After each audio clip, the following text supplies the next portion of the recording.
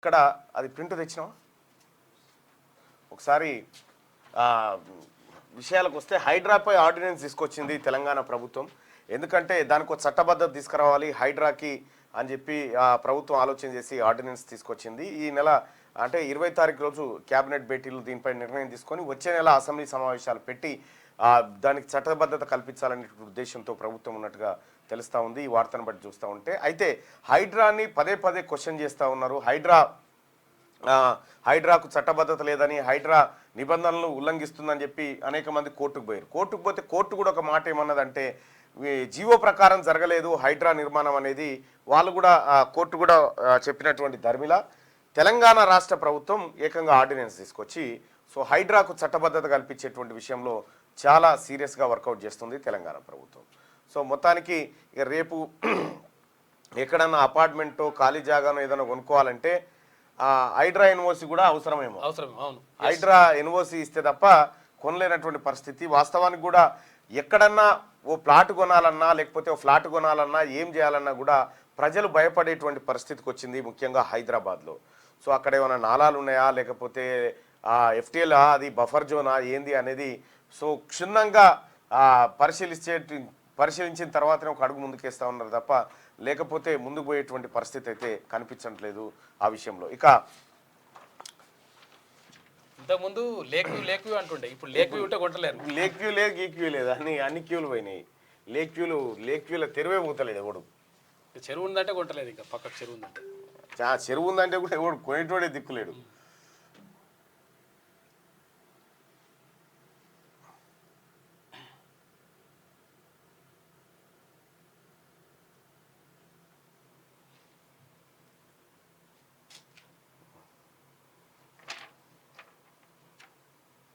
System problem వచ్చింది.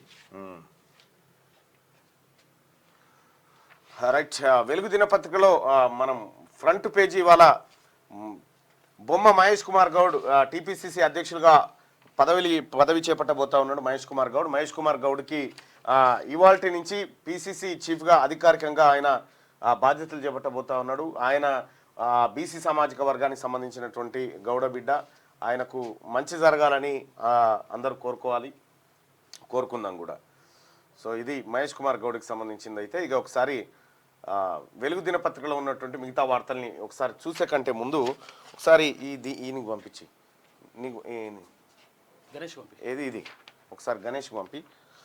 So ప్రజలారా, మనం నిన్న నల్గొండ నియోజకవర్గానికి సంబంధించి మాట్లాడుకున్నాం. 17 సార్లు అసెంబ్లీకి ఎన్నికలు జరిగితే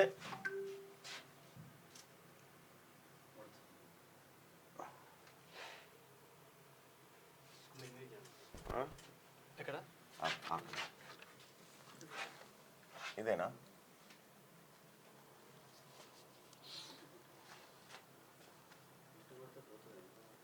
పోతుంది అది.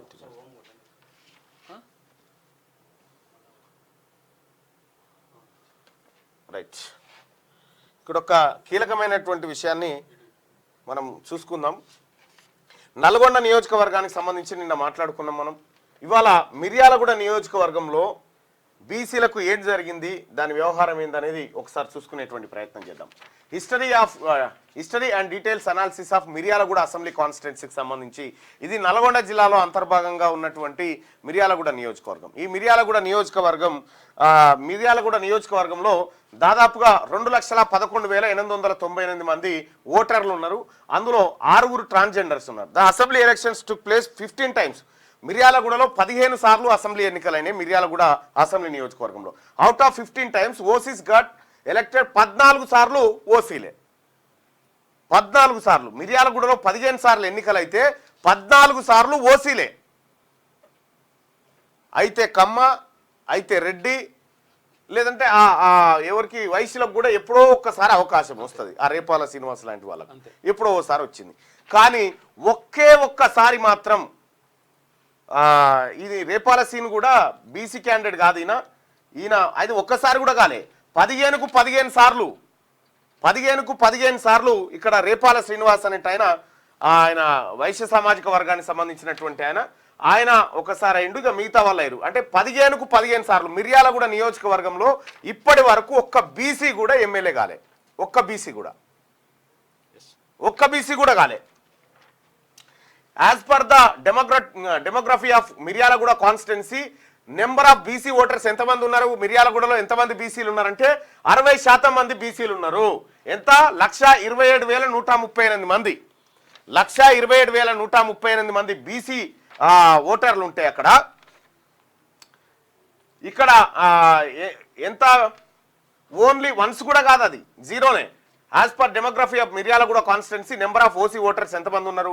పోనీ 15కు 15 సార్లు ఓసీలే అక్కడ ఎమ్మెల్యేలు అయ్యారు కదా, వాళ్ళ జనాభా ఎంత ఉందంటే 100కి 3.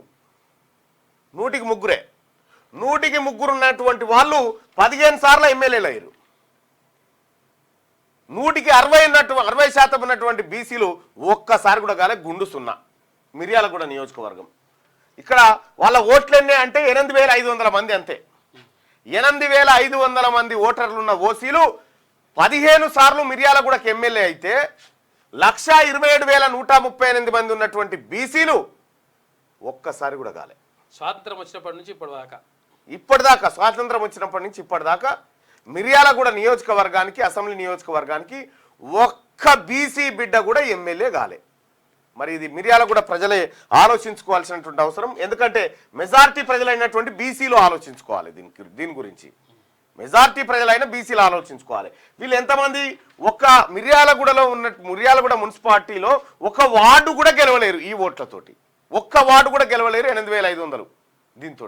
కానీ ఇక్కడ 1,27,138 మంది ఉన్నటువంటి ఈ బీసీ ప్రజలు ఎవరైతే ఉన్నారో వీళ్ళు ఓట్లు మందికేసి బిచ్చమడుకుంటున్నటువంటి పరిస్థితి. మరి మిర్యాలగూడ ప్రజలు మీరు ఆలోచన చేసుకోరి, మీది జనాభా ఓట్లన్నీ బీసీలై, మరి బీసీ ఎమ్మెల్యే ఎందుకు కాలేడా?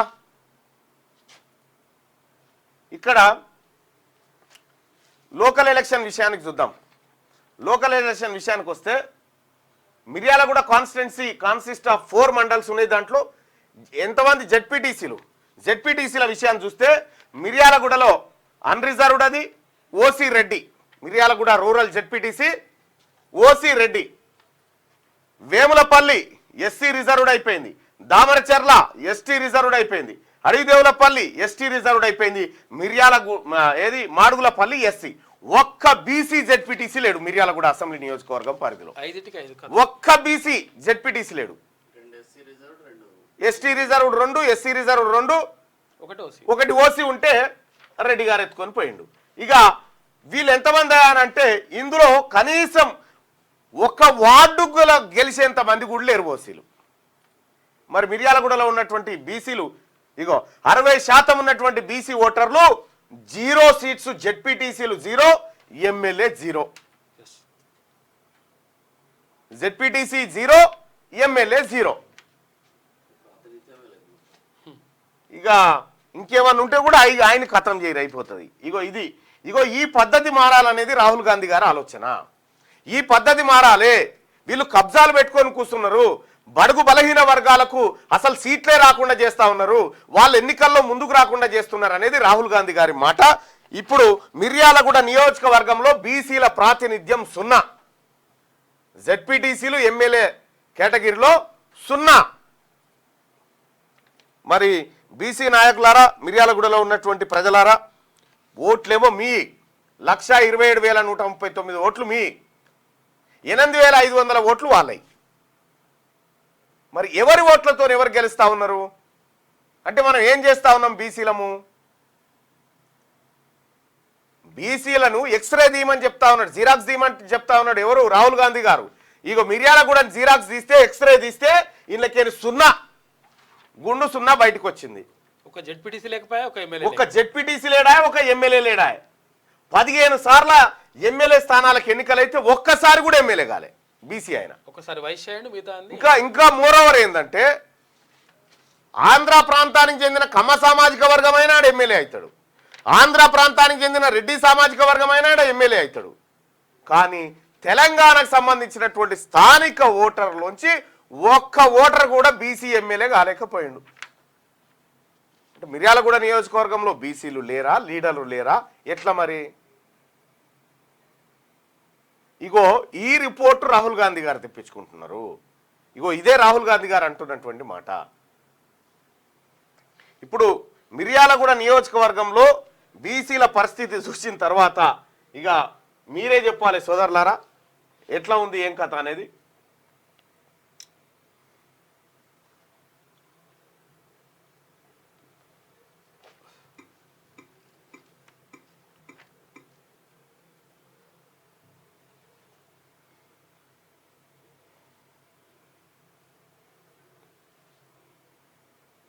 బీసీల పరిస్థితి ఇప్పుడు లెక్కలు తీస్తుంటే ఇదంతా బయట పడతా ఉంది, కానీ లేకపోతే ఇన్ని రోజులు మనకు చెప్పినోడే వాడు అసలు దీని గురించే చెప్పినోడు లేడు. అసలు ఎమ్మెల్యేలంటే మేమే కదా, మీరెందుకు అవుతారు అనేటువంటి యాంగిల్లో ఉండే.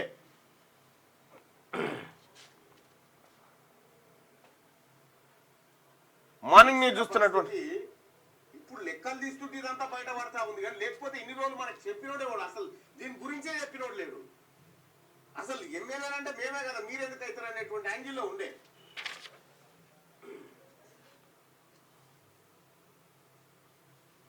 మార్నింగ్ ని చూస్తున్నటువంటి మిత్రులారా దయచేసి దాన్ని లైక్ చేయండి, అలాగే షేర్ చేయండి. ఇక వెలుగు దినపత్రికలో ఉన్నటువంటి వార్తలు చూద్దాం ఒకసారి.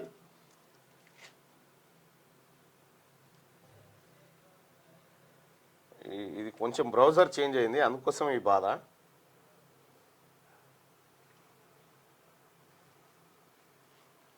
రైట్,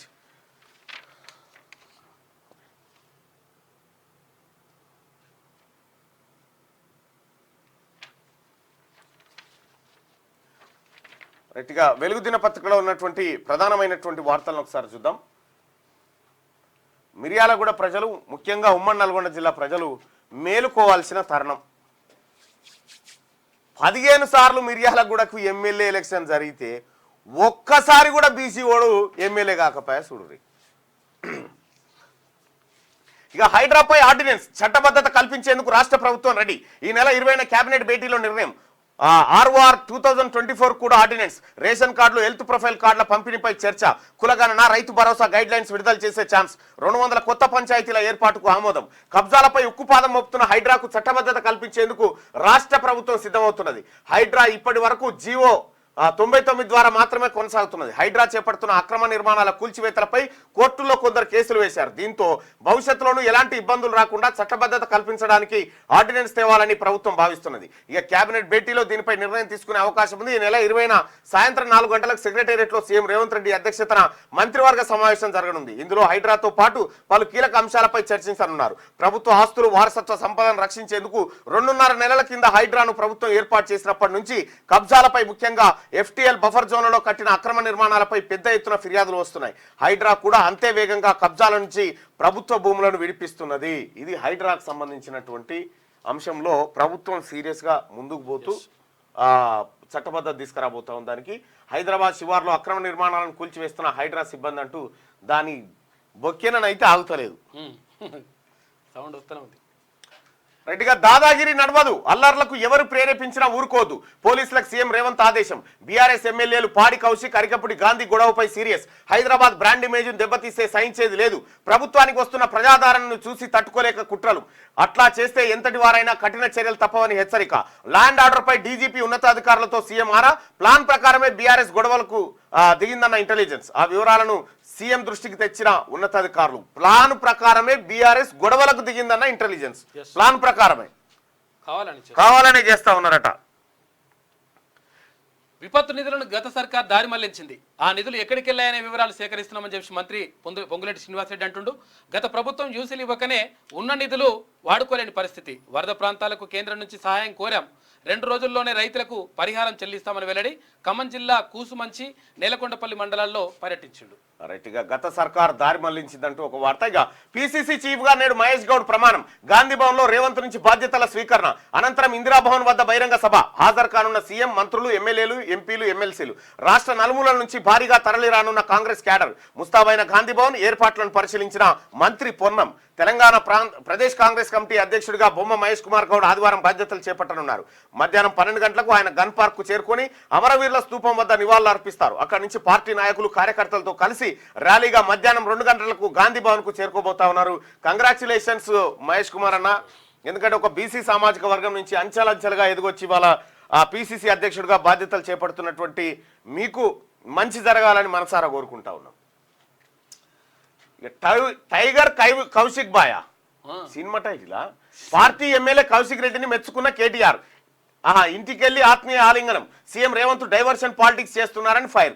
బీఆర్ఎస్ ఎమ్మెల్యేలు పాడి కౌశిక్ రెడ్డి, అరికెపుడి గాంధీ మధ్య ఘర్షణ నేపథ్యంలో ఆ పార్టీ వర్కింగ్ ప్రెసిడెంట్ కేటీఆర్ శనివారం కౌశిక్ రెడ్డి ఇంటికి వెళ్లారు. హైదరాబాద్ కొండాపూర్లోని కౌశిక్ ఇంటికి వెళ్లిన ఆయన టైగర్ కౌశిక్ బాయ్ అంటూ మెచ్చుకొని ఆత్మీయ ఆలింగనం చేసుకున్నారట. ఏ టైగర్ కౌశిక్ రెడ్డి గారు టైగర్ ఎట్లా టైగర్? టైగర్ పోని టైగర్ లక్షణం ఏందో చెప్పురి. టైగర్ ఏం చేస్తుందంటే కనిపించినటువంటి వాటిని మీద పడి కొరుక్కొని క్రూరమైనది, క్రూర జంతువు. ఓ రకంగా చెప్పాలంటే కేటీ రామారావు కరెక్టే చెప్పిండు. కౌశిక్ బాయ్ క్రూర జంతువు అని అన్నాడు. డైరెక్ట్ చెప్పకలేక క్రూర మృగం, క్రూర మృగం అంటే కౌశిక్ బాయ్ ని క్రూర మృగంతో పోల్చిండు కేటీ రామారావు గారు. అసలు మరి కౌశిక్ బాయ్ కి ఇది అర్థమైందో లేదో, ఏం పాడో మరి అర్థమైందో లేదో నాకు తెలియదు. ఇప్పుడు కౌశిక్ బాయ్ టైగర్ అంటే ఏమన్నట్టు, టైగర్ కు ఉండే లక్షణం అదే క్రూరమైన మృగం. మృగం ఆ మృగం సంపుతది, సంపుకొని తింటది, రక్తం తాగుతుంటది. ఇవన్నీ లక్షణాలు ఉంటాయి ఆ క్రూర మృగానికి. మరి దాంతో ఎందుకు పోల్చిండో ఎవరికి అర్థం కాదు. అదే బాపతని చెప్పిండో ఏమో. కౌశిక్ ఇంటికి వెళ్ళిన ఆయన టైగర్ కౌశిక్ బాయ్ అంటా ఉండు.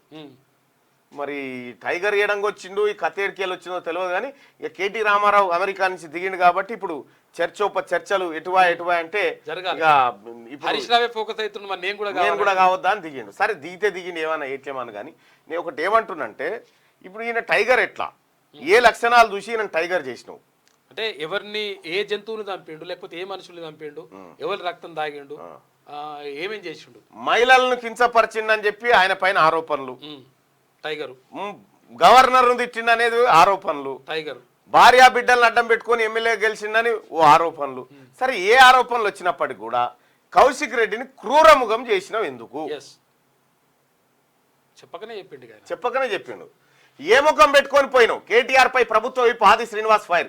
మహిళలను అవమానించినందుకు కౌశిక్ రెడ్డిని అభినందించినవా? ఆంధ్ర వాళ్ళని కించపరిచినందుకు అలాయిబాలా ఇచ్చినవా? మీ ఎమ్మెల్యేను మందలించాల్సింది పోయి మెచ్చుకుండేంది. కౌశిక్ తో క్షమాపణలు చెప్పించాలని ఆది శ్రీనివాస్ డిమాండ్. ఇక్కడ గమ్మత్ విషయం ఏంటంటే వాస్తవానికి నిజంగా అట్లుంటే ఆడికి పోయి చల్ అమ్మ అవలా ఏం మాట్లాడినావు అది ఇది అని అనాలే. తప్పైందా పోరాడేదో తెలియక చేసిండా అని అంటేనేమో పద్ధతి ఉంటుంది. అవి చేయకుండా టైగర్ మనం ఇట్లనే ఉండాలి, మనం మహిళలను కించపరచాలి, మనం ఏదైనా చేయొచ్చు, మనం అరాచకాలు చేయొచ్చు, తొడలు కొట్టొచ్చు, మీసాలు మెలేయొచ్చు, దాదాగిరి గుండాగిరి ఉరికిస్తా కొట్టుడు షీర్తా నరక్తా అనేటువంటి అనొచ్చు అని ఈయనకు ప్రేరేపిస్తున్నట్టు ఉంది, ట్రైనింగ్ ఇస్తున్నట్టుగానే ఉంది కేసీఆర్ కేటీ రామారావు కథ చూస్తూ ఉంటే. ఇది వెలుగు దినపత్రికలో ఉన్నటువంటి ప్రధాన వార్తలు. ఇక ఆర్థిక శుభాకాంక్షలు ఆయనకి, ఎవరికి, మహేష్ కుమార్ గౌడ్ గారికి. ఇక ఆంధ్రజ్యోతి దినపత్రికలో ఉన్నటువంటి వార్తలు చూద్దాం ఒకసారి. కొద్దిగా ఇదేదో కొంచెం ఇబ్బంది ఉంది, దానికోసమే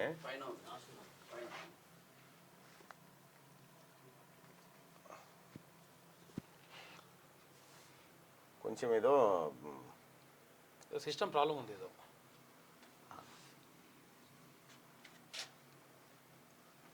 యాక్చువల్గా దీంట్లో ఉంది, అది డౌన్లోడ్ అయింది, అందులో ఉంది. ఒకసారి ఇదే తీసుకుందాం.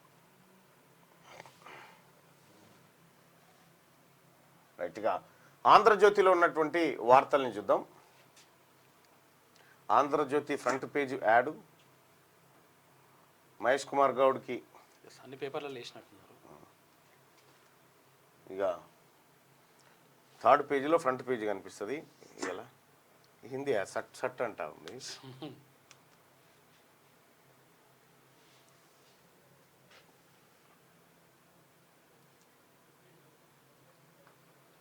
సిస్టమ్ కొంచెం రైట్. ఇక ఆంధ్రజ్యోతిలో చూస్తే ఇక రష్యాలో నిత్య నరకమే, ఎటు నుంచి బాంబులు పడతాయో తెలియదు. అడవిలో స్లీపింగ్ బ్యాగ్లో పడుకునే వాళ్ళం, తుపాకుల్లో బుల్లెట్లు నింపడం, సొరంగాలు తవ్వడం, మృతి చెందిన సైనికుల్ని మోసుకెళ్లడం, ఇదే మా పని. ఒక్క పూట భోజనం, ప్రతిరోజు 15 గంటల డ్యూటీ. రష్యా ఉక్రెయిన్ సరిహద్దులో 8 నెలలు ఉన్నాం. 60 మంది భారతీయులు చిక్కుకున్నారు. తిరిగి వస్తామని ఊహించలేదు. ఓ వీడియో చూసి ఎక్కువ జీతానికి ఆశపడ్డాం. ఒక వీడియో చూసి ఎక్కువ జీతానికి ఆశపడ్డారట. మోసగించే ఏజెన్సీలపై చర్యలు తీసుకోవాలి. ఆంధ్రజ్యోతితో రష్యా నుంచి వచ్చిన సుఫియాన్ అట. ఆగో, రష్యా ఉక్రెయిన్ సరిహద్దులో సుఫియాన్, కుడి నుంచి రెండో వ్యక్తి. ఏంది ఈయన బాధ? తల్లిదండ్రులతో సుఫియాన్ బాంబుల మోత, తుపాకీ కాల్పులు, తెలియని దేశం, ఒక్క పూట భోజనం, 15 గంటల పని, దట్టమైన అడవి, గడ్డ కట్టించే చలి, స్లీపింగ్ బ్యాగ్లో నిద్ర, ఇలా 8 నెలలు నిత్యం నరకమే. పొట్టకూటి కోసం దుబాయ్ వెళ్లిన యువకులు ఒక ఏజెన్సీ యూట్యూబ్ వీడియో చూసి ఎక్కువ జీతం వస్తుందని ఆశపడమే వారిని కట్టుబానిసలుగా చేసింది. రష్యా ఉక్రెయిన్ సరిహద్దులో బిక్కుబిక్కుమంటూ ప్రాణాలు అరచేతిలో పెట్టుకుని బతకాల్సి వచ్చింది. దౌత్యపరమైన చర్యలు, దేశాధినేతల చర్చలు, ఎంబసీల వినతులు వెరసి నారాయణపేట జిల్లా కేంద్రానికి చెందిన మహమ్మద్ సుఫియాన్తో పాటు ఇతర రాష్ట్రాలకు చెందిన మరో 5గురు అక్కడి నుంచి బయటపడగలిగారు. శుక్రవారం రష్యా నుంచి ఇండియాకు చేరుకున్నారు. నరక యాతన అనుభవించి ఇంటికి వచ్చిన సుఫియాన్ను చూసి అతడి కుటుంబ సభ్యులు కంటతడి పెట్టుకున్నట్టు ఇగో తల్లిదండ్రులతోని. రష్యా ఉక్రెయిన్ యుద్ధంలో ఎవడో ఎక్కువ ఆశ చూపించిందట. దుబాయ్ నుంచి పైసలు బాగా వస్తాయి, మీరు ఇటుకు వస్తాయని చెప్పినట. ఇక తీసుకపోతే నరకం. 15 గంటల డ్యూటీ, ఒక్క పూట భోజనం అట. 8 నెలలు అడవిలో. ఇక FTL నిల్ చెరువులు FTL బఫర్ జోన్ నిర్ధారణలో మహాజాప్యం. హెచ్ఎండిఏ పరిధిలో 3,500కు పైగా చెరువులు ఉన్నాయి. తుది నోటిఫికేషన్ ప్రకటించింది 230కి మాత్రమే. 11 ఏళ్లలో 10% లోపే చెరువులకే. ఇరిగేషన్, రెవెన్యూ మధ్య సమన్వయ లోపం, 2 శాఖల వద్ద ఉన్న వివరాల్లో వ్యత్యాసం. నోటిఫికేషన్ల జాప్యానికి ఇది ఓ కారణం. హైకోర్టు ఆదేశాలతో అధికారుల్లో కదలిక, ఆందోళనలో నిర్మాణదారులు, స్పష్టత కోరుతున్న కొనుగోలుదారులు. చెరువుల సంరక్షణ సంఘ దేవుడెరుగు. అవి అన్యక్రాంతం కావడంలోనూ ప్రభుత్వ విభాగాలు తమ వంతు పాత్ర పోషించాయి. అసలు ప్రభుత్వం పర్మిషన్ ఇవ్వకపోతే ఇవి ఎందుకు ఇట్లయితుండే? అధికారులే ఇచ్చిరు కదా. తమ వంతు పాత్ర పోషించాయి. చెరువులు అన్యక్రాంతం అవడంలో ఆయా శాఖల తీరు తిలాపాపం తలా పిడికెడన్న చందంగా ఉంది. చెరువుల పూర్తి నీటి నిల్వ సామర్థ్యం, బఫర్ జోన్ నిర్ధారణ కూడా అధికారులు పట్టించుకోలేదు. 11 ఏళ్లుగా సర్వే చేస్తున్న హైదరాబాద్ మహానగర అభివృద్ధి సంస్థ పరిధిలో కనీసం 10% చెరువుల FTL బఫర్ జోన్ కు సంబంధించిన తుది నోటిఫికేషన్ కూడా ఇంకా జారీ కాలేదట. ఇగో ఇట్లా ఉంది. ఏసీబీ, విజిలెన్స్ తరహాలోనే హైడ్రా. అవి కూడా ప్రభుత్వ ఉత్తర్వులతో ఏర్పాటైనవే. GHMC, ఇరిగేషన్, వాల్టా చట్టాల కింద అధికారులు, గ్రే హ్యాండ్స్ టాస్క్ ఫోర్స్ లాగా హైడ్రా పనితీరు.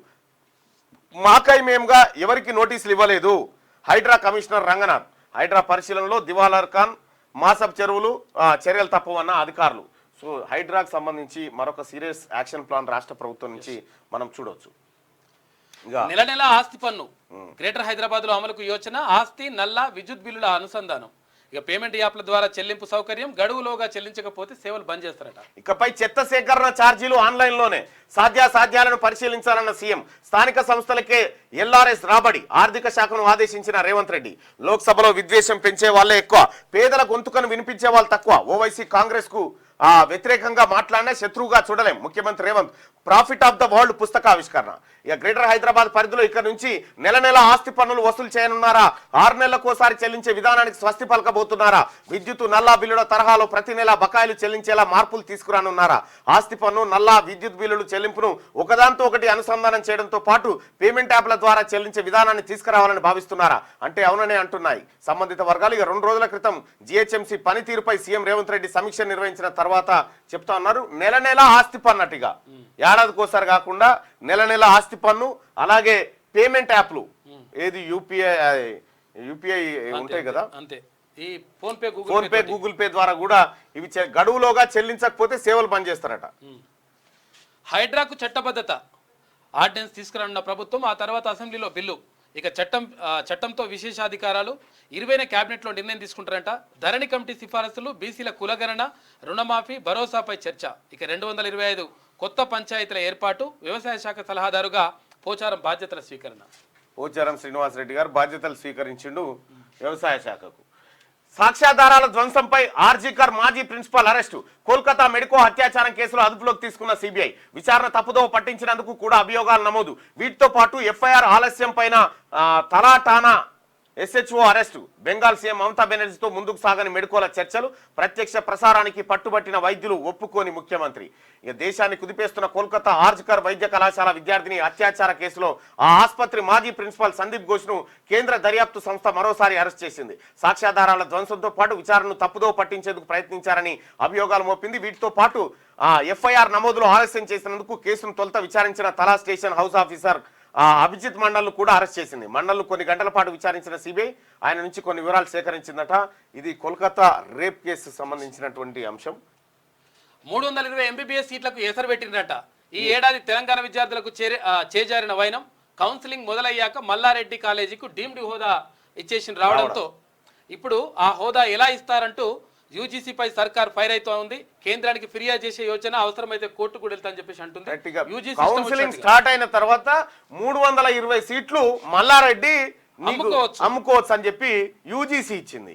మరి ఇప్పుడు కేంద్రంలో మల్లారెడ్డి ఎవరితోనన్నా కుమ్మక్కయి తెచ్చుకుండా ఏం కథ అనేది తెలియాల్సినటువంటి అంశం. వైద్య విద్య ప్రవేశాలు ప్రారంభమై అఖిల భారత కోట 2 విడతల కౌన్సిలింగ్ సైతం ముగిసిన తరుణంలో రాష్ట్రంలోని మల్లారెడ్డి మెడికల్ డెంటల్ కాలేజీలకు డీమ్డ్ అంటే స్వతంత్ర యూనివర్సిటీ హోదా కల్పించింది యూనివర్సిటీ గ్రాంట్ కమిషన్. దీంతో వీటిలో ఈ ఏడాది తెలంగాణ విద్యార్థులకు దక్కాల్సిన 320 ఎంబీబీఎస్ సీట్లు, 200 కన్వీనర్, 120 బి కేటగిరీ కోల్పోవాల్సి వస్తోంది. కౌన్సిలింగ్ ప్రక్రియ ప్రారంభానికి ముందే డీమ్డ్ హోదా ఇస్తే అభ్యంతరం ఉండకపోయేది. కానీ ఇప్పుడు నిర్ణయం తీసుకోవడంపై అసలు తీరా కౌన్సిలింగ్ స్టార్ట్ అయినాక ఇచ్చుడేంది? మరి మల్లారెడ్డి గారు కూడా ఏమైనా బీజేపీలో చేరుతా అన్నాడా? ఎట్లా ఒప్పందం జరిగింది? లేకపోతే ఎందుకంటే ఇప్పుడు యాక్చువల్ గా 320 సీట్లు కన్వీనర్ 320 సీట్లు కాదు, 320 కోట్లు. 320 కోట్లు ఇంకా డబ్బులు కూడా చేస్తారు ఆయన. ఇప్పుడు ఏంటంటే కన్వీనర్ కోటా కింద ఉంటే ఇంత రేట్ ఉండాలి, ఇంత కథ అనేది ఒక లెక్క ఉంటది. తర్వాత ఇప్పుడు బి కేటగిరీకి సంబంధించి కూడా ఇంత లెక్క అని ఉంటది. ఇప్పుడు ఈయన ఇష్టం వచ్చినట్టుగా ఎన్ని కోట్లకైనా అమ్ముకోవచ్చు, అట్లా చేసుకున్నాడు. తర్వాత ఇలా రిజర్వేషన్ ఏమి ఉండదు. ఇక డీమ్డ్ యూనివర్సిటీ ఇష్టం వచ్చినట్టు వేసుకోవచ్చు, మార్కులు వీళ్ళే వేస్తారు, పేపర్లు వీళ్ళే దిద్దుతారు. తర్వాత ఇక్కడ ఈ కాలేజ్ యూనివర్సిటీకి దీనికి ఏం సంబంధం ఉండదు, వాళ్ళు ఏమనుకుంటే అది చేసుకుంటారు. అట్లా అంత మోసం అది. గల్ఫ్ కార్మికులకు త్వరలో సంక్షేమ బోర్డు. హైదరాబాద్ లో ప్రజావాణి ప్రతి జిల్లాకు ఓ ప్రవాసీ సెంటర్. ఇక మరణించిన గల్ఫ్ కార్మికుల కుటుంబాలకు 5 లక్షల ఎక్స్గ్రేషియా. గల్ఫ్ ప్రభావిత నియోజకవర్గ ఎమ్మెల్యేలతో మంత్రి పొన్నం ప్రభాకర్ సమీక్ష నిర్వహించారు. ఎమ్మెల్యేలు బజార్ను పడి తన్నుకోవడం బాధేసింది. ప్రజాస్వామ్యాన్ని భ్రష్టు పట్టించింది బీఆర్ఎస్ఏ. ఆ పార్టీ కుట్రలను ప్రజలు మర్చిపోలేదు అని బట్టి విక్రమార్క అంటా ఉంటే ఇక పిసిసి అధ్యక్షుడిగా నేడు మహేష్ కుమార్ గౌడ్ బాధ్యతల స్వీకరణ. గాంధీ భవన్ లో సీఎం రేవంత్ చేతుల మీదుగా పాల్గొనున్న బట్టి మంత్రులు, ఎమ్మెల్యేలు, ముఖ్య నేతలు ఇవాళ పాల్గొనబోతా ఉన్నారు. మేమంతా కూడా అక్కడికే పోతా ఉన్నాం. ఇక చైనా కంపెనీలో సెబీ చీఫ్ పెట్టుబడులు. ఆ దేశంతో ఘర్షణ నెలకొన్న వేళ మాధవి బుచ్ ఆర్థిక లావాదేవీలు లిస్టెడ్ సెక్యూరిటీలో 36.9 కోట్లు. సెబీ నియమావళికి ఇది విరుద్ధం. అగోరా అడ్వైజరీ కంపెనీలో ఇప్పటికీ ఆమెకు 99% వాటా. కాంగ్రెస్ సంచలన ఆరోపణలు చేసింది. అయితే సెబీ చీఫ్ గా ఉన్నటువంటి ఎవరు ఈమె చైనా కంపెనీలో పెట్టుబడి పెట్టిందట. ఈమెను పెట్టిందేమో నరేంద్ర మోడీ గారు. ఈమెనే పెట్టుబడులు చైనాలో పెట్టి చైనాతో వ్యాపారాలు చేస్తుంది అనేది కాంగ్రెస్ ఆరోపణ. ఈ విషయం మీద కనీసం ఎంక్వైరీ చేయండి, ఆమె సెబీ చైర్మన్ గా ఆమె తొలగించండి అని చెప్పేసి మొత్తం ఏది ప్రతిపక్షాలని పట్టుబడుతుంటే కనీసం ప్రభుత్వం పట్టించుకోవట్లేదు. కేంద్ర ప్రభుత్వం విషయం ఏంటంటే మరి ఎందుకు అట్లా అటువంటి వాళ్ళు కొమ్ము కాస్తుందో అర్థమైతలేదు. ఇప్పుడు పాకిస్తాన్ తోని అత్యంత స్నేహితంగా ఉండేది నరేంద్ర మోడీ. మీదికే ఈ పంచాదులన్నీ. ఓనాడు ఏకంగా గాలి మోటార్ వేసుకొని పోయాడు దిగి నవాజ్ షరీఫ్కు బర్త్డే విషయం చెప్పొచ్చే. అంతిమ గడియల్లో కాశ్మీర్ ఉగ్రవాదం, వారసత్వ రాజకీయాలు సుందర కాశ్మీర్ను దెబ్బతీశాయి. ఈ ప్రాంతానికి రాష్ట్ర హోదాను పునరుద్ధరిస్తాం. మేమొచ్చాకే స్థానిక సంస్థల ఎన్నికలు జరిపాం.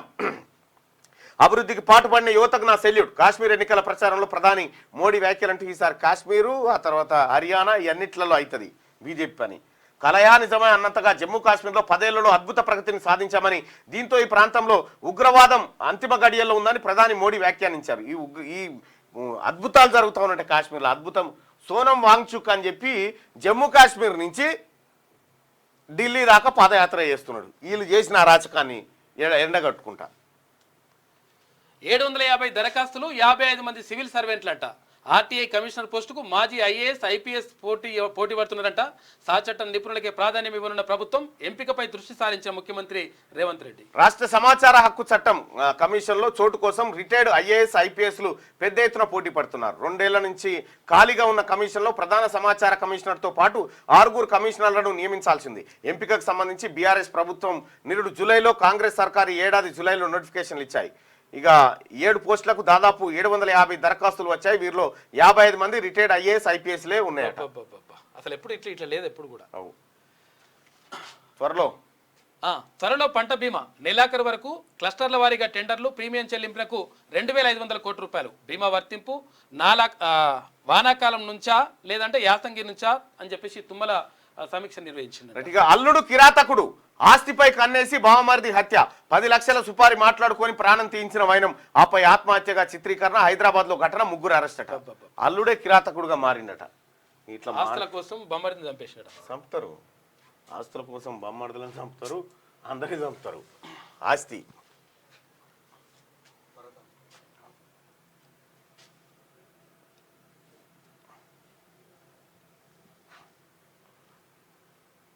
నెక్స్ట్ శనార్థి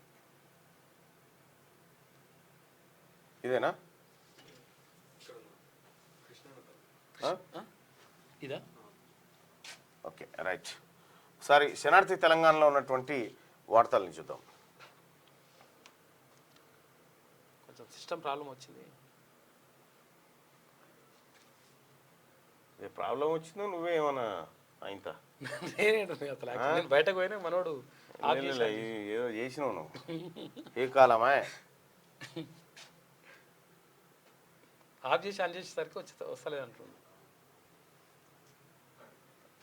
ఇట్లా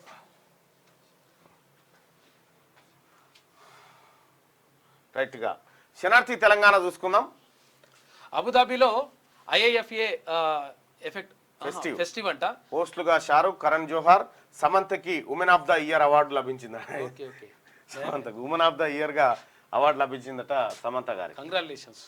రైట్గా 17 సెప్టెంబర్ 17పై వీడని రాజకీయ రగడ. 17 ఫైట్ ఇది. విలీనమా, విమోచనమా, విద్రోహమా? తెలంగాణ చరిత్రను మలుపు తిప్పిన రోజు. రాజకీయ చక్రబంధంలో చిక్కుకున్న 17. ఎవరి వాదన వారిదే. 7.5 దశాబ్దాలుగా ఇదే తంతు. తెలంగాణ సెంటిమెంట్ గా సెప్టెంబర్ 17.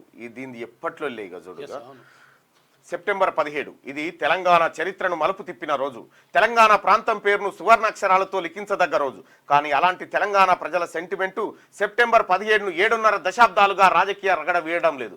సుదీర్ఘ కాలంగా సెప్టెంబర్ 17 ఫైట్ కొనసాగుతూ వస్తున్నా నేటికి అది విలీనమా, విమోచనమా, విద్రోహమా అన్నది మాత్రం క్లారిటీ రాలేదు. ఆ రోజుపై తెలంగాణలోని రాజకీయ పార్టీలది ఎవరి వాదన వారిదే. కొందరు విద్రోహ దినంగా జరుపుకుంటుంటే మరికొంతమంది విలీన దినంగా, ఇంకొంతమంది విమోచన దినంగా పాటిస్తూ వస్తున్నారు. మరి ఇంతకు ఆ రోజు ఏంటనే దానిపై స్పష్టత లేదని చెప్పాలి. ఈ సంగతి ఎలా ఉన్నా సెప్టెంబర్ 17 వచ్చిందంటే చాలు ప్రతి ఏటా వివాదమే. సంబరాలు చేసుకోవాల్సిన సెప్టెంబర్ 17పై అసలు ఎందుకు వివాదాలు అలుముకున్నాయి, ఆ రోజు రాజకీయ చక్రబంధంలో ఎందుకు చిక్కుపోయింది అన్న అంశాలు ప్రశ్నలుగానే మిగిలిపోయాయి. నిజానికి బీజేపీ సెప్టెంబర్ 17ను విమోచన దినంగా పాటిస్తుంటే కాంగ్రెస్ పార్టీ విలీనం అంటోంది. ఇక వామపక్షాలు మాత్రం విద్రోహ దినంగా పాటిస్తుండడం గమనార్హం. అయితే 2022లో తొలిసారిగా కేంద్రంలోని బీజేపీ ప్రభుత్వం తెలంగాణ విమోచన దినోత్సవాన్ని అధికారికంగా జరపగా అదే ఏడాది బీఆర్ఎస్ సర్కార్ జాతీయ సమైక్యత పేరుతో వజ్రోత్సవాలను మొదలుపెట్టింది. దీంతో అసలు సెప్టెంబర్ 17న ఏం జరిగింది? హైదరాబాద్ సంస్థానం భారతదేశంలో విలీనమైందా, లేక తెలంగాణ ప్రజలకు సైనిక చర్యతో విమోచన లభించిందా, లేక వామపక్షాలు చెప్తున్నట్టు విద్రోహం జరిగిందా? ఇవన్నీ ప్రశ్నలుగానే మిగిలిపోయాయి. ఆ రోజు అసలు ఏం జరిగిందంటే 1948 సెప్టెంబర్ 11న యూనియన్ సైన్యం హైదరాబాద్ సంస్థానంపై పోలీస్ ఆపరేషన్ పేరుతో జోక్యం చేసుకుంది. రజాకార్లకు వ్యతిరేకంగా పోరాడి ప్రజలను రక్షించింది. కానీ వెట్టిబాకం రద్దు చేసిన కమ్యూనిస్టులపై ఆపరేషన్ కొనసాగించింది. 4000 మంది కమ్యూనిస్టులను చంపారు. వేలాది మందిని చిత్రహింసలు పెట్టారు. ఆ తర్వాత హైదరాబాద్ రాష్ట్రాన్ని భారతదేశంలో విలీనం చేస్తున్నామని ప్రకటించారు. అయితే ముస్లిం పరిపాలన నుంచి హిందువులకు విముక్తి లభించిందని కొన్ని పార్టీలు ప్రచారం చేసే ప్రయత్నం చేస్తున్నాయి. కానీ నిజాం రాజుతో పాటు ఆయన సంస్థానంలోని భూస్వాములకు వ్యతిరేకంగా హిందూ ముస్లింలు ఏకమై పోరాటాలు చేశారు. కానీ బీజేపీ నేతలు హైదరాబాద్ సంస్థానంలోని విముక్తి పోరాటాన్ని ముస్లింలకు వ్యతిరేకంగా చూపించే ప్రయత్నం చేస్తున్నారని విమర్శలు లేకపోలేదు. అందుకే సెప్టెంబర్ 17పై భిన్నాభిప్రాయాలు వ్యక్తమవుతున్నాయి. సోయబుల్లా ఖాన్ ముస్లిం అయినప్పటికీ రజాకార్లు ఆయన చేతులు నరికారు. విరోచిత తెలంగాణ రైతాంగ సాయుధ పోరాటాన్ని మతపరమైన కోణంలో ఎలా చూస్తారనే అభిప్రాయం ఉంది. సాయుధ రైతాంగ పోరాటం విజయవంతమయ్యే దశకు చేరుకున్నాక చుట్టుముట్టు సూర్యాపేట నడుమ నల్లగొండ గోల్కొండ కిలా కింద నీ గోరిగడతం కొడుకో నైజాం సర్కారోడా అని తెలంగాణ ప్రజలు పాటలు పాడుకున్న ఉదంతాలు, కోకొల్లలు. నిజాంకు ప్రజలు గోరిగట్టేందుకు అప్పుడు ఇగో సైన్యం, భారత సైన్యం ఎంటర్ అయింది. బీబీనగర్ దాకా ఎంటర్ కాగానే ఇక్కడ నిజాం నవాబు లొంగిపోతున్నట్టుగా రేడియోలో ప్రకటించి లొంగిపోవడం జరిగింది. అసలు సెప్టెంబర్ 17 విలీనమా, విద్రోహమా, విమోచనమా, ఇవి రాజకీయ పార్టీల అభిప్రాయాలు. సో ప్రజలు ఈ తెలంగాణ ప్రజలు, హైదరాబాద్ స్టేట్ ప్రజలు భారతదేశంలో కలిసినందుకు ఓ రకంగా చెప్పాలంటే మంచిదే జరిగింది. ఓ నిజాము పిచాశమా నిండు కానరాడు నిండు బోలిన రాజు మాకెన్నడేని తీగలను తెంపి అగ్నిలో తెంపినావు నా తెలంగాణ కోటి రతనాల వినా అంటాడు రాజశేఖర కృష్ణ. నిజంగా ఏంటంటే అరాచకాలకు ఒక రకంగా పులి స్టాప్ పడ్డది. అప్పుడు 20వ కేబినెట్ భేటీ, హైడ్రాకు చట్టబద్ధత, బీసీ రిజర్వేషన్ల అంశంలో కోర్టు తీర్పుపై చర్చ, స్థానిక సంస్థల ఎన్నికలు, కులగణనపైన డిస్కషన్, భూమాత పోర్టల్పై డిసిషన్ తీసుకునే ఛాన్స్ ఉందంట. రైట్గా ఇది ఇట్లుంటే ఏచూరి పార్థివ దేహం ఎయిమ్స్కు అప్పగింత. నిన్న ఢిల్లీ సిపిఎం కార్యాలయంలో పార్థివ దేహం మధ్యాహ్నం 3 గంటల వరకు అభిమానుల సందర్శన. పార్టీ కార్యాలయం నుంచి ఎయిమ్స్ వరకు అంతిమయాత్ర నిర్వహించినట్ట సీతారాం ఏచూరికి సంబంధించి. దళితుడు సిఎల్పి లీడర్ అయితే ఓర్వలేరు. ఫిరాయింపుల్లో కేసీఆర్కు డాక్టరేట్, 80 మంది ఉన్నా ఎమ్మెల్యేని చేర్చుకున్నారు, అడిగితే రాజకీయ పునరేకీకరణ అన్నారు. బీఆర్ఎస్ బీజేపీ ఏకమై మా సర్కార్ను కూలగొడతామని బెదిరించిండ్రు. కౌశిక్ రెడ్డి ఆందోళనపై మాట్లాడిన వీడియో కేటీఆర్కు పంపుతాం. హైదరాబాద్ ఇమేజ్ తీసే కుట్రలు సహించబోం. గల్ఫ్ కార్మికుల కోసం సంక్షేమ బోర్డు రవాణా శాఖ మంత్రి పొన్నం ప్రభాకర్. కొన ఊపిరితో ఉగ్రవాదం త్వరలో అది కూడా లేకుండా చేస్తాం. ఉగ్రవాద రహిత ప్రాంతంగా జమ్మూ కాశ్మీర్ స్వాతంత్రం వచ్చినప్పటి నుంచి కుటుంబ పాలనే. కొత్త నాయకత్వానికి చోటే ఇవ్వట్లేదు. దాన్ని అంతం చేయాలంటే కొత్త ప్రభుత్వం రావాలని చెప్పేసి ప్రధాని నరేంద్ర మోడీ అంటున్నాడు. ఎన్ని ఇబ్బందులు వచ్చినా రుణమాఫీలో రాజీ పడం. ఇన్సూరెన్స్ డబ్బులు ప్రభుత్వం ఇస్తుంది. 2030 వరకు 20,000 మెగావాట్ల విద్యుత్ ఉత్పత్తి. వ్యవసాయ పంపు సెట్లకు సోలార్ పవర్. పైలట్ ప్రాజెక్టుగా 30 గ్రామాల ఎంపిక. డిప్యూటీ సీఎం బట్టి విక్రమార్క. వ్యవసాయ పంపు సెట్లకు సోలార్ పవర్ ను ప్రభుత్వ ఖర్చుతో అందించనున్నామని తెలంగాణ డిప్యూటీ సీఎం బట్టి విక్రమార్క తెలిపారు. శనివారం మంత్రి శ్రీధరబాబుతో కలిసి నందిమేడారంలోని సబ్స్టేషన్ నిర్మాణ పనులను ప్రారంభించి మాట్లాడారు. సోలార్ విద్యుత్ ఉత్పత్తి ద్వారా రైతులకు ఆదాయం అందించేందుకు చర్యలు తీసుకుంటున్నామన్నారు. పైలట్ ప్రాజెక్టుగా 30 గ్రామాలకు ప్రభుత్వ ఖర్చుతో వ్యవసాయ పంపు సెట్లకు సోలార్ పవర్ అందిస్తామని, మేడారం గ్రామాన్ని సోలార్ పవర్ పైలట్ ప్రాజెక్టుకి ఎంపిక చేస్తామని చెప్పి బట్టి విక్రమార్క గారు చెప్పారు. ఇక రైతులు అధైర్యపడొద్దు, పంటలు దెబ్బతిన్న వారిని ఆదుకుంటాం. రాష్ట్ర రెవెన్యూ శాఖ మంత్రి పొంగులేటి ఖమ్మం జిల్లాలో వరదల వల్ల కూలిపోయిన బ్రిడ్జిని పరిశీలించిందట. సందేహాలద్దు, హైడ్రా చట్టబద్ధమే. గ్రే హౌండ్స్ టాస్క్ ఫోర్స్ తరహాలో హైడ్రా ఇక త్వరలోనే రాష్ట్ర ప్రభుత్వం ఆర్డినెన్స్ తీసుకొస్తుంది. ఇక 6 వారాల్లో అసెంబ్లీలో బిల్లు, త్వరలో మరిన్ని అధికారాలు అని చెప్పేసి కమిషనర్ రంగనాథన్. ఇక దేశవ్యాప్తంగా కులగణన జరగాలి, జనాభా లెక్కలతో పాటుగా చేయాలి. రాష్ట్రంలో ప్రభుత్వం కులగణన చేస్తుంది. బీఆర్ఎస్ బీజేపీలు స్టాండ్ చెప్పాలి. పట్టభద్రుల ఎమ్మెల్సీ తిన్మార్ మల్లన్న ఎస్సీలో సత్యాగ్రహ దీక్ష. నాగారంలో ట్రస్ట్ ఆఫ్ పటేల్స్ ఇనాగ్రేషన్ సెరమనీలో పాల్గొన్న మల్లన్న అంటూ నిన్న హైదరాబాద్ సెంట్రల్ యూనివర్సిటీలో దీక్ష చేసిరు ఓబీసీ స్టూడెంట్స్ అంతా. అక్కడ చాలా పెద్ద ఓబీసీ ఆర్గనైజేషన్ తయారైపోయింది. అన్ని యూనివర్సిటీలో కూడా తయారైతా ఉన్నారు బీసీ స్టూడెంట్స్ అందరూ. దేశవ్యాప్తంగా రాష్ట్రంలో కులగణనకు మాది బాధ్యత, నాది బాధ్యత. కాంగ్రెస్ పార్టీ తరఫున బీజేపీ అలాగే బీఆర్ఎస్ పార్టీకి సంబంధించి ఎవరు బాధ్యత వహిస్తారో రావాలి. మీ స్టాండ్ చెప్పకుండా మీరు దొంగ పంచాయతీ సృష్టించి దాంట్లో కులగణన అంశాన్ని మరుగున పడేయాలని చూస్తా ఉన్నారు. ఇది మేము గమనిస్తూనే ఉన్నాం. బీఆర్ఎస్ కు బీసీ గండం, గులాబీ బాస్ కు కొత్త తలనొప్పి. బీసీలకు దూరంగా బీఆర్ఎస్ పార్టీ. ఇప్పటికే కులగణనపై నోరెత్తని కాక బీసీలకు పెద్దపీట వేస్తున్న కాంగ్రెస్. టీపీసీసీ అధ్యక్షుడిగా బీసీకి ఛాన్స్. బీజేపీ సైతం బీసీకే పదవి కట్టబెట్టే యోచన. బీఆర్ఎస్ లో సీట్లు, పార్టీ పదవుల్లోనూ బీసీలకు అన్యాయం. కుటుంబ పార్టీగా బీఆర్ఎస్ కు ముద్ర. పార్టీ చీఫ్ పదవిని బీసీకి ఆఫర్ చేసేనా? బీఆర్ఎస్ పార్టీ అధ్యక్ష పదవి బీసీకి ఇచ్చుడా? కలలు కూడా అవుతుంది. ఇది అయ్యే పనేనా? ఇది ఉద్యమ పార్టీగా ఉన్నప్పుడు, అధికారంలో ఉన్నప్పుడు బీసీలను పట్టించుకొని కేసీఆర్ కు కొత్త తలనొప్పి వచ్చి పడింది. కులగణన చేస్తామని చెప్తున్న కాంగ్రెస్ టీపీసీసీ అధ్యక్షుడు పదవిని బీసీకి కట్టబెట్టింది. బీజేపీ కూడా బీసీకే పదవి ఇవ్వాలని చూస్తున్నది. దీంతో బీఆర్ఎస్ లో బీసీలకు ఎలాంటి ప్రాధాన్యత ఇస్తారనే దానిపై చర్చ జరుగుతున్నది. ఇప్పటిదాకా కుటుంబ పార్టీగా ముద్రపడ్డ బీఆర్ఎస్ లో తిరుగులేని లీడర్ గా కేసీఆర్ చలామణి అవుతున్నాడు. తన తర్వాత పార్టీ అధ్యక్షుడిగా కేటీఆర్ ను చేయాలని విశ్వ ప్రయత్నాలు చేస్తున్నాడు. అయితే బీసీల నుంచి వస్తున్న డిమాండ్ కు కేసీఆర్ లొంగి బీసీకి పార్టీ చీఫ్ పదవి ఇచ్చేనా అనే ప్రశ్నలు ఉత్పన్నమవుతున్నాయి. బీసీలకు ప్రాధాన్యత ఇవ్వకపోతే బీఆర్ఎస్ మనగడ ప్రశ్నార్థకం కావడం ఖాయమనే అభిప్రాయాలు సైతం వ్యక్తమవుతున్నాయి. మీకు తెలుసో తెలియదో, మండలిలో ప్రతిపక్ష నాయకుడిగా బీసీని చేసిండు. జనాభాలో సగానికంటే ఎక్కువగా ఉన్న బీసీలు రాజ్యాధికారం కోసం పోరాడుతూ పదవులు, సీట్లలో సగం బీసీలకే కేటాయించాలని పార్టీలను డిమాండ్ చేస్తున్నారు. ఈ క్రమంలోనే రాష్ట్రంలోని పార్టీలు బీసీలకు ప్రాధాన్యత ఇస్తున్నాయి. కాంగ్రెస్ పార్టీ టీపీసీసీ అధ్యక్షుడిగా బీసీకి పదవి కట్టబెట్టింది. అంతేకాకుండా కులగణన కూడా చేయబోతా ఉంది. ఇప్పుడు కేసీఆర్ స్టాండ్ చెప్పాలి దాని మీద. ఇప్పుడు బీసీల లెక్క తీస్తామంటే బీసీ వచ్చిన బాధ ఏం లేదు, మా లెక్క వెళ్తుందేమో అని భయం వాళ్ళకు. వాళ్ళ లెక్క వెళ్తుందేమో. 0.2 తెలంగాణను ఏం చేశామో చూడు అని చెప్పి అప్పుల పాలు చేసి తెరపైకి తెలంగాణ సెంటిమెంట్ తీసుకొస్తా ఉందట బీఆర్ఎస్.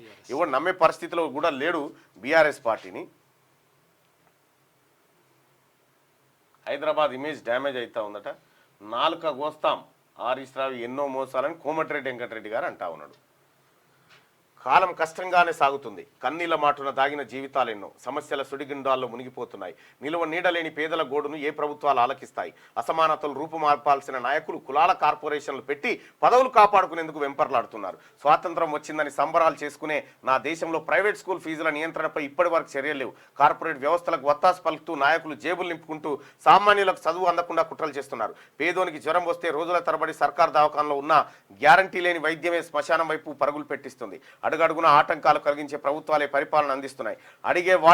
అడిగేవాడు లేక అక్రమ అరెస్టులకు భయపడి సామాన్యులు సమస్యలకు అలవాటు పడి మౌనంగా కాలాన్ని వెల్లదీస్తున్నారని రాజన్న. అహంతో కాదు ప్రేమతో ఏదైనా సాధించవచ్చు. కచ్చీరికాడ ముచ్చట్లు ఎల్లమ్మక్క కర్మ నుంచి తప్పించుకోలేమా అని చెప్పి. సో ఇందులో కొంచెం ఇంట్రెస్టింగ్ వార్తలు వస్తాయి. బీసీ స్వాతంత్రోద్యమానికి దిశ సత్యాగ్రహ ఆమరణ నిరాహార దీక్ష భక్తుల సిద్ధేశ్వర్ పటేల్ రాసిండు. మున్నూరు కాపు ముందడుగు వ్యాసకర్త డాక్టర్ పర్వతం వెంకటేశ్వర పటేల్. విధులను విస్మరించి విందుకు హాజరైన 11 మంది లెక్చరర్లట. రైట్, ఇది శనార్థి తెలంగాణ దినపత్రికలో ఉన్నటువంటి వార్తలు. ఇది ఒకసారి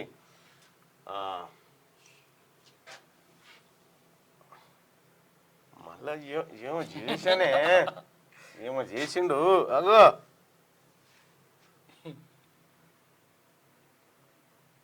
ఏమో చేసిండు, అదే ఉన్నది ఇప్పుడు. కానీ గిదన్నా గిదే భర్త కొట్టాలి. ఇదేదో చిన్న స్ట్రక్ అయిపోయి మాకు పదే ఇబ్బంది అవుతా ఉంది. ఇది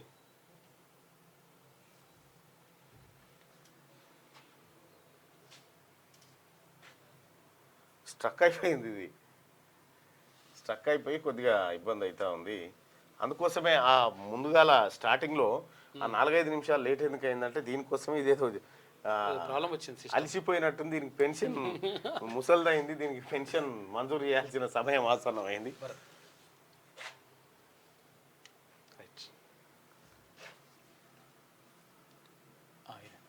కాదన్న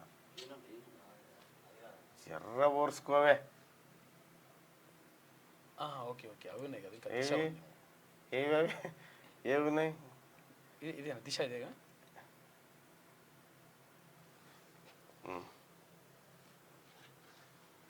దిశ పత్రిక చూద్దాం.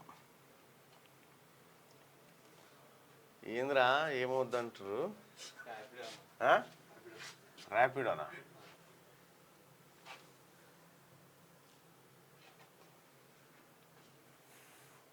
ఊరి అమ్మ ఎక్కడి కథ వస్తుంది ఇది. ఇప్పుడు పగ వచ్చినట్టే అయిపోయిందిగా. అసలు ఆ ఆప్షన్ వస్తలేదు డౌన్లోడ్ది.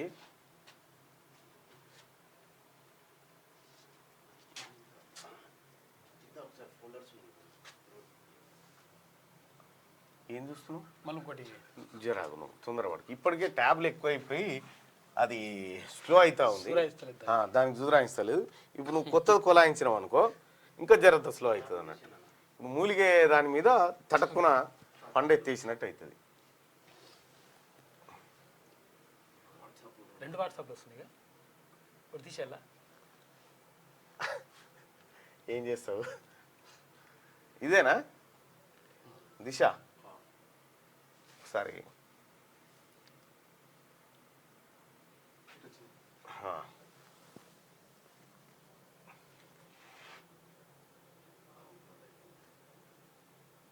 డౌన్లోడ్ అగైన్ అంటా ఉంది. ఏం ఇలా కొద్దిగా ఇది ప్రాబ్లమే ఉంది ఈ భాష. ఇందులోనా? ఒక్క నిమిషం, ఇది హలో బ్లాక్ ఫోల్డర్స్లో కూడా ఇదేనా?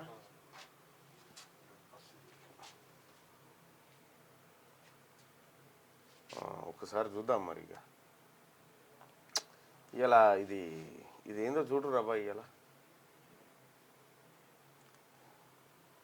రైట్గా దిశ పదవీ బాధ్యతల స్వీకరణ మహోత్సవ శుభాకాంక్షలు. దిశ పత్రికకు సంబంధించి గాలి అనిల్ కుమార్ కాంగ్రెస్ పార్టీ నాయకులు. ఇక దిశ పేపర్ చూస్తే వావ్ ఛాయ్ తాగడం వల్ల కలిగే లాభాలేంటి అన్న, అతిగా తాగితే ఏమవుతుంది, మన దేశంలో టీ ఎందుకు ఫేమస్, ఇవాళ 11 గంటలకట ఛాయ్ పే చర్చ. నేడు పిసిసి చీఫ్గా మహేష్ గౌడ్ బాధ్యతలు. భారీగా తరలి రానున్న కాంగ్రెస్ శ్రేణులు. గాంధీ భవన్ వేదికగా గ్రాండ్ ప్రోగ్రాం. గన్ పార్క్ అమరుల స్తూపానికి నివాళి. సీఎంతో పాటు హాజరు కానున్న మంత్రులు, సీనియర్లు, కార్పొరేషన్ల చైర్మన్లు సైతం. అనుబంధ విభాగాల అధ్యక్షులు హాజరు. ఏఐసిసి నుంచి జాతీయ నేతలు అటెండ్ కాబోతా ఉన్నారట. ఇక బిల్లులుగా ఆర్డినెన్స్లు. అసెంబ్లీ సమావేశాల నిర్వహణకు ప్రభుత్వం సన్నాహాలు. ఈ నెల 20న కేబినెట్ పెట్టి కీలక అంశాలపై చర్చించే ఛాన్స్. హైడ్రాకు చట్టబద్ధత కల్పించేందుకు ఎక్సైజ్. స్టేట్ సివిల్ కోర్టుల చట్టానికి సవరణలపైన చర్చ, కేంద్రం నుంచి వరద సాయంపైన డిస్కషన్, కులగణన, బీసీ రిజర్వేషన్ ప్రక్రియపై నిర్ణయం, ప్రజాపాలన దినోత్సవం స్పెషల్ డ్రైవ్ పైన కూడా చర్చించే అవకాశం ఉందట. ఇక చట్టాలుగా మార్చేందుకు వచ్చే నెలలో అసెంబ్లీ సెషన్ పెట్టే అవకాశం ఉందట. పలు ఆర్డినెన్స్లను బిల్లులుగా మార్చేందుకు ప్రభుత్వం కసరత్తు చేస్తున్నది. ఇందుకోసం వచ్చే నెలలో అసెంబ్లీ సెషన్ నిర్వహించేందుకు సిద్ధమవుతుంది. ఈ నెల 20న సీఎం రేవంత్ రెడ్డి అధ్యక్షతన సచివాలయంలో రాష్ట్ర కేబినెట్ మీటింగ్ జరగనున్నది. ఇందుకోసం రూపొందించిన ఎజెండా బహిర్గతం కాకపోయినప్పటికీ పలు కీలక అంశాలపై మంత్రులు చర్చించిన తర్వాత నిర్ణయం తీసుకునే అవకాశం ఉన్నట్టుగా సచివాలయ వర్గాలు పేర్కొన్నాయి. ప్రస్తుతం హైడ్రా వ్యవస్థపై రాష్ట్ర వ్యాప్తంగా చర్చ జరుగుతున్నది. హైడ్రాకు చట్టబద్ధత కల్పించే దిశగా వీలైనంత త్వరగా ఆర్డినెన్స్ తీసుకురావడంపై కేబినెట్ భేటీలో చర్చ జరగవచ్చని సూత్రప్రాయంగా సెక్రటేరియట్ వర్గాలు తెలిపినాయట. వర్గాలంటే ఏంటియో మరి, సెక్రటేరియట్ వర్గాలు, గాంధీ భవన్ వర్గాలు, మీడియా వర్గాలు బాధ్యత మరిచి బజార్న పడ్డారు. ఎమ్మెల్యేలు పాడి కౌశిక్, అరికెపొడి వాడుతున్న భాష సరికాదు, శాంతి భద్రతలను కాపాడడానికి మా మొదటి ప్రాధాన్యత, వ్యవసాయ పంప్సెట్లకు సోలార్ పవర్, డిప్యూటీ సీఎం బట్టి విక్రమార్క. బీఆర్ఎస్ ఎమ్మెల్యేల ఘర్షణతో మాకేం సంబంధం, ఎవరన్ని ఆటంకాలు సృష్టించినా ప్రభుత్వానికి డోకాలేదు. ఎల్లంపల్లి నిర్వాసితులకు 15 ఏళ్లైనా పరిహారం అందలేదు. మేము వచ్చాక 18 కోట్లు మంజూరు చేశాం. మంత్రి శ్రీధర్ బాబు. నేను యాదగిరి గుట్టకు దర్శనానికి పోతా ఉన్నా. శ్యామ్దా.